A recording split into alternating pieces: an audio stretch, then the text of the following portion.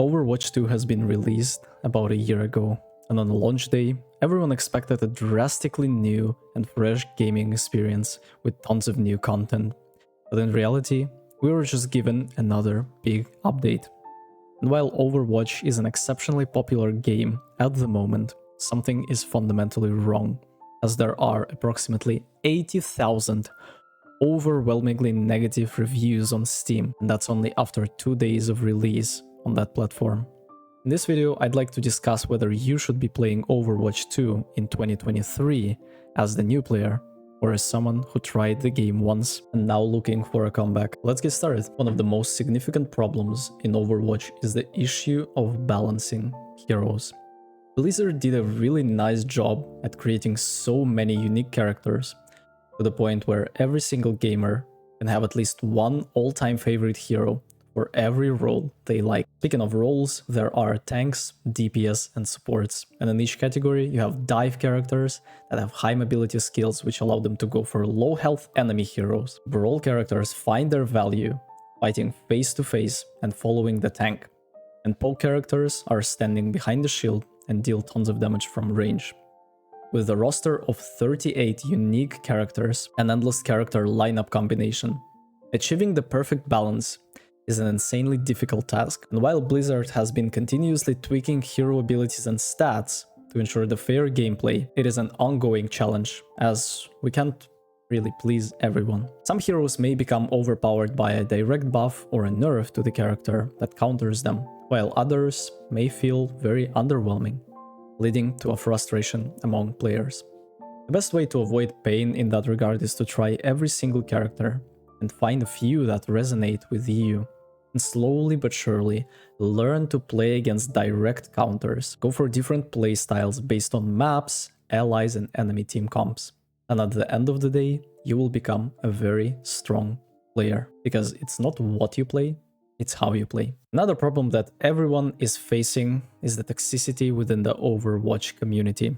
You can see it in 80,000 overwhelmingly negative reviews on Steam after 2 days of release. You can see that in every single game. Whether you are a quick play enjoyer, a new player that's trying to learn the basics of the game and lower ranks, or you are an experienced player with thousands of hours and years of experience, you are going to experience hate, toxic behavior, harassment, abusive language, and crybabies that are going to ruin your games just because you did not swap the character because they told you to do so, or you failed to heal them, or you failed to utilize your ultimate in a correct manner.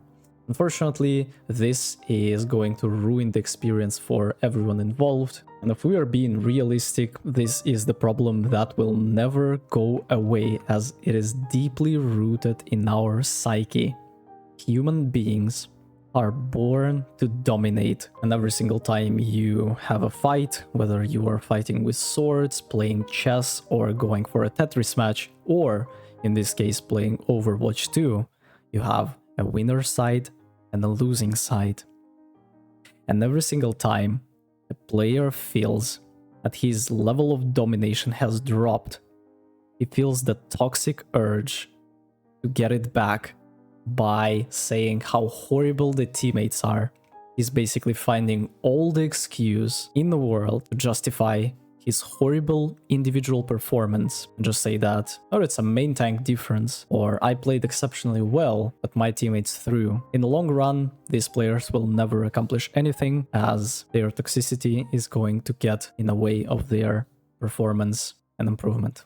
Another major problem that we have in Overwatch at the moment is the matchmaking system. Overwatch 2 has implemented the free-to-play strategy, and short-term it was a great decision to bring so many new players into the game, but it has created a new problem: smurfing. The fact that players are constantly playing versus players with fresh accounts that has 50 hours of playtime, and obviously these players are way better than an average level of the lobby they are playing in, makes it a massive turnoff when it comes to enjoyment of the game and fun that you are not having.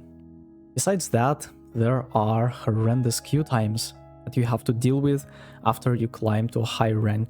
Starting from the Masters, in order to get into a game, you would have to spend at least 10 to 15 minutes every single time.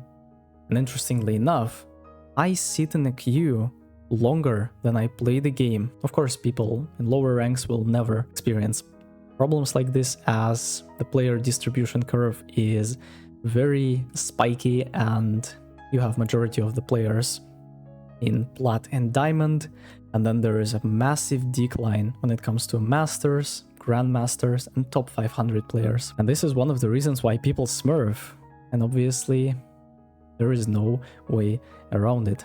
So for your typical support experience that is close to Grandmaster level, you wait in a queue for 15 minutes, get into a game with a crybaby that refuses to play the game because you are not playing the character he wants, and now you sit in a queue for 15 more minutes praying that the crybaby is going to be on an enemy team. And now finally, let's talk about the positive sides of Overwatch 2. And if the reasons above are not scaring you and you still thinking about trying out the game for the first time or coming back after a long break, let me tell you, Overwatch is one of the best fast-paced FPS that I have personally tried for the past 10 years. And the higher you climb in this game, the faster games are, the more challenging games are. Most characters are very skill-based and the learning curve is very challenging. You can always become a better player on a certain hero. You can always hit more shots, time your abilities better, and use them to their full potential. You can communicate with your team better and call out your plans. You can say that you are going in and 3, 2, 1 in a microphone. You can say that you need to fall back. You can be a leader in a team. You can be whoever you want in Overwatch 2. I was lucky enough to play in very high-level lobbies where everyone is calling out shots, coordinating dives, and seriously involved and truly wants to win, rise until the very end, even if we are losing hard. And this is exactly the type of games that I personally absolutely love. And my personal opinion, the more players you are playing with, the better game is. I absolutely hate solo queue, as no one takes the personal responsibility for anything and people don't care. But when you're in a 5-stack with group of friends, you don't want to throw, you don't want to lose, you want to show the group that you are better than you are, and this is why you are trying your absolute hardest. And I found 5 versus 5 games are way more coordinated, way harder, way more beneficial when it comes to an overall win, especially after you are trying super hard and the game is very close. Another great thing about Overwatch 2 is the fact that you can try cool strategies and combinations with your friends. I find the game to be the best when 5 of you are sitting in Discord and thinking about strategies, discussing plans, and calling out shots, abilities, and ultimate combos. This is what makes the game so interesting and exciting. This is when you know that you are playing against players who are also trying their absolute hardest. The competition, desire to win despite the difficulties, ability to outplay and outsmart enemies and surpass your limits, learn something new and improve. This is the greatest gift that Overwatch can give us. Anyways, that's going to be it for today's video. Thank you very much for watching. As always, I encourage you to share your thoughts and experience in the comment section down below. Don't forget to like and subscribe for more videos. See you in the next one. Take care.